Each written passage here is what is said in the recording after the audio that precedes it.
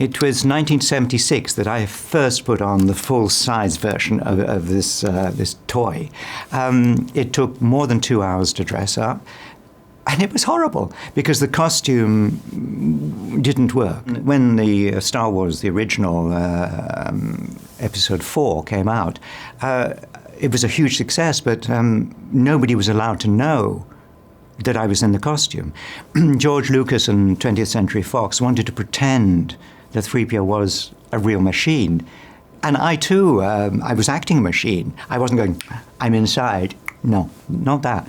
But after the film, it was difficult because nobody admitted I had anything to do with it, and that was a hard time because I saw this film everywhere in the world, and there was Carrie and Mark and Harrison, very famous, and I was sitting at home thinking, I was there too. Would have been nice to be mentioned. There was no secret when I met George Lucas in 1975 that the character was behind a mask.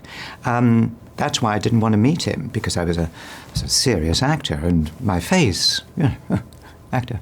But I fell in love with the painting of the character, and then I loved the script that George had written.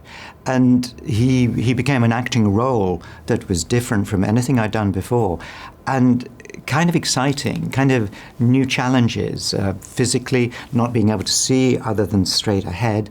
It was difficult. Nobody had ever tried to make this kind of costume before. And so I'm not criticizing the artists who were there to make it, but there was no time to rehearse, to fix it. So the first day in the desert outside the Sandcrawler, where I explained to Uncle Owen that I was fluent in 6 million forms of communication, sort of thing, I was in agony. Already the suit had broken, my foot was being chopped in half. But over the years in between, that all changed. And now for the Ascension de Skywalker, I have a new costume, as in episode 7, 3D printed, but the most important thing is the face comes off in maybe 3 seconds, so I can wipe my face and breathe. Of course, I have stayed around so many years now that everything has changed, that people are interested to know who is the aging face behind this beautiful gold mask that doesn't change. And so to be here for The Rise of Skywalker is the end of my journey, if you will, and the end of the Skywalker journey. Now we'll go and look at other galaxies. But I'm very grateful to the fans who kind of took hold of George's story in the original. They weren't fans, they were the audience. Then they brought their friends in, and now suddenly there was a fan base, and that grew, and it became, as we would say now, viral.